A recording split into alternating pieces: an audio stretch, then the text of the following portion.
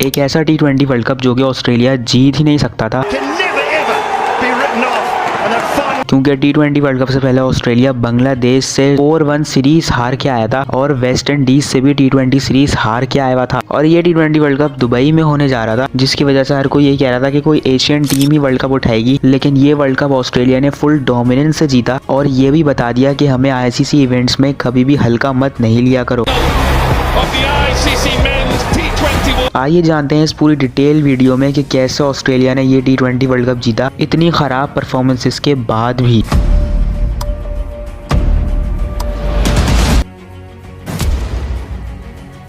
Australia की इस world cup में जर्नी जानने से पहले ऑस्ट्रेलिया की हम सारे T20 वर्ल्ड कप्स की परफॉर्मेंसेस पे नजर डालते हैं। सबसे पहले 2007 के T20 वर्ल्ड कप की बात करें तो उस T20 वर्ल्ड कप में ऑस्ट्रेलिया सेमीफाइनल तक पहुंचता है और सेमीफाइनल में इंडिया से 15 रन से हार जाता है। उसके बाद 2009 के T20 वर्ल्ड कप में ऑस्ट्रेलिया सेमीफाइनल के लिए क्वालिफाई भी नहीं कर पाता और अपने दोनों लीग स्टेजेस मैच हार जाता है और राउंड से ही बाहर हो जाता है। फिर 2010 के T20 वर्ल्ड कप में ऑस्ट्रेलिया फाइनल तक तो पहुंच पाता है लेकिन इंग्लैंड से नहीं जीत पाता। 2012 में भी ऑस्ट्रेलिया सेमीफाइनल में पहुंचता है लेकिन वेस्ट इंडीज से नहीं जीत पाता। और 2014 में 2009 के T20 वर्ल्ड कप जैसा ही हाल होता है इस T20 वर्ल्ड कप में भी ऑस्ट्रेलिया का, और ऑस्ट्रेलिया सेमीफाइनल में भी पहुंच नहीं पाता और सिर्फ एक मैच ही जीत पाता है अपनी लीग स्टेज का। और फिर 2016 का T20 वर्ल्ड कप, जिसका ऑस्ट्रेलिया का स्क्वाड देख के काफी लोग यही कह रहे थे कि ऑस्ट्रेलिया फाइनल में तो जरूर जाएगा, लेकिन इस दफा भी सेम स्टोरी रहती है, ग्रुप स्टेजेस से ही बाहर हो जाता है। फिर 2020 में T20 वर्ल्ड कप कराया जा रहा था ऑस्ट्रेलिया के अंदर ही, लेकिन कोविड के चलते इसे एक साल बढ़ा दिया गया और इसे दुबई में शिफ्ट कर दिया गया। सितंबर 2021 जब ऑस्ट्रेलियन टीम अपना T20 world cup squad announce करता है, ये स्क्वाड काफी डाउटफुल था और इस स्क्वाड पे काफी उंगलियां भी उठ रही थी और इस स्क्वाड पे काफी बातें भी उठ रही थी कि मिचेल मार्श को इस स्क्वाड में क्यों डाला है, और स्टीव स्मिथ जैसे जिनका स्ट्राइक रेट T20 के अंदर हमेशा लो रहता है और उनको वर्ल्ड कप के स्क्वाड में डाल दिया गया। मैथ्यू वेड को भी लोग निशाना बना रहे थे कि इसकी जगह एलेक्स कैरी को होना चाहिए था, क्योंकि एलेक्स कैरी ने 2019 ODI वर्ल्ड कप में काफी अच्छी परफॉर्मेंस दी थी विद द बैट। फिर उसके बाद ICC अपना T20 वर्ल्ड कप के कैजुअल अनाउंस करता है और ऑस्ट्रेलिया ग्रुप ए में होता है। ऑस्ट्रेलिया के ग्रुप में England, Sri Lanka, south Africa, West Indies और बांग्लादेश भी होते हैं। वेस्ट इंडीज और बांग्लादेश ये दोनों वही टीमें थी जो कि ऑस्ट्रेलिया को 2-3 महीने पहले T20 सीरीज बहुत बुरी तरीके से हरा के आ रही थी और हर कोई यही कह रहा था कि इस ग्रुप से इंग्लैंड और साउथ अफ्रीका ही पहुंचेंगे। वर्ल्ड कप शुरू होता है और वर्ल्ड कप का पहला मैच ही ऑस्ट्रेलिया का साउथ अफ्रीका जैसी टीम से होता है, अबू धाबी के अंदर। इस मैच में ऑस्ट्रेलिया टॉस जीत के पहले बॉलिंग करता है और साउथ अफ्रीका की बैटिंग, जिसमें डीकॉक, मार्करम, रसी वेंडरसन, डेविड मिलर और टेम्बा बफूमा जैसे प्लेयर्स थे, उनको ऑस्ट्रेलिया के बॉलर 119 के अंदर ही रोक देते हैं। अबू धाबी की बाउंड्रीज भी काफी छोटी थी और ये सब देख के हर कोई शॉक हो गया था कि साउथ अफ्रीका के बैटर्स तो इस ग्राउंड पे कुछ नहीं कर पाए। लेकिन ये टारगेट जितना दिखने में आसान लग रहा, उसे चेस करना उतना ही मुश्किल था। ऑस्ट्रेलिया पहले बैटिंग पे आता है और दूसरे ओवर में ही एरन फिंच आउट हो जाते हैं। फिर उसके बाद डेविड वार्नर भी साथ ही पवेलियन चले जाते हैं। फिर मिचेल मार्श और स्टीव स्मिथ, जिन पे काफी बातें उठ रही थी वर्ल्ड कप शुरू होने से पहले, और यही दोनों मैच को थोड़ा करीब लेके जाते हैं, लेकिन आहिस्ता आहिस्ता मार्श भी आउट जाते हैं, उसके साथ स्मिथ भी और मैक्सवेल भी आते ही बोल्ड हो जाते हैं और स्ट्राइक पे से आखिरी जोड़ी बची हुई थी स्टोइनिस और मैथ्यू वेड की। स्टोइनिस से थोड़ी बहुत उम्मीद थी लेकिन मैथ्यू वेड से लोगों को बिल्कुल भी उम्मीद नहीं थी, क्योंकि वो काफी सालों बाद कमबैक कर रहे थे टीम में। और एज यूजुअल, जैसे मैंने आपको पहले बताया वीडियो में कि वर्ल्ड कप शुरू होने से पहले मैथ्यू वेड पे भी आवाजें उठ रही थी, लेकिन वहां पर वेड और स्टोइनिस मैच को जितवा देते हैं और एक हारा हुआ मैच साउथ अफ्रीका से छीन लेते हैं। फिर ऑस्ट्रेलिया अपना दूसरा मैच 28 अक्टूबर को श्रीलंका से खेलता है। इस मैच में भी ऑस्ट्रेलिया की पहले बॉलिंग आती है और ऑस्ट्रेलिया श्रीलंका को सिर्फ 155 रन ही बनाने देता है और जवाब में ऑस्ट्रेलिया ये रन आराम से चेस कर लेता है। और इस मैच में डेविड वार्नर 65 रन की एक बेहतरीन इनिंग भी खेलते हैं और ऑस्ट्रेलिया के आसान मुकाबले में 2 पॉइंट्स और ले लेता है। लेकिन इसके बाद जो मैच होना था इंग्लैंड के साथ ऑस्ट्रेलिया का, उस मैच पे सबकी नजरें थी, क्योंकि साउथ अफ्रीका से तो ऑस्ट्रेलिया जैसे तैसे करके ऑस्ट्रेलिया जीत गया था, लेकिन इंग्लैंड के खिलाफ ऐसा नहीं होना था। मैच शुरू होता और इंग्लैंड टॉस जीत जाता और वो टॉस जीत के पहले बॉलिंग कर लेते हैं और जैसे ही ऑस्ट्रेलिया के बैटर्स बैटिंग पे आते हैं, ऑस्ट्रेलिया का पूरा top order, middle order flop हो जाता है। Steve Smith, Maxwell, David Warner कोई भी नहीं चलता, लेकिन एरन फिंच की 50 रन के चलते ऑस्ट्रेलिया से 125 रन ही बना पाता है, जो कि देख के लग रहा था इंग्लैंड आराम से जीत जाएगा और होता भी यही है। इंग्लैंड वो मैच वन साइडेडली चेस करके और डोमिनेट करके ऑस्ट्रेलिया को वो मैच हरा देता है। अब ऑस्ट्रेलिया यहाँ पर फंस चुका था, क्योंकि ऑस्ट्रेलिया को अपने दोनों मैचेस जीतने तो लाजमी थे, लेकिन रन रेट भी अच्छा करना था, क्योंकि सेम पोजीशन ही साउथ अफ्रीका के साथ थी, लेकिन साउथ अफ्रीका का ऑस्ट्रेलिया से ज्यादा रन रेट अच्छा था।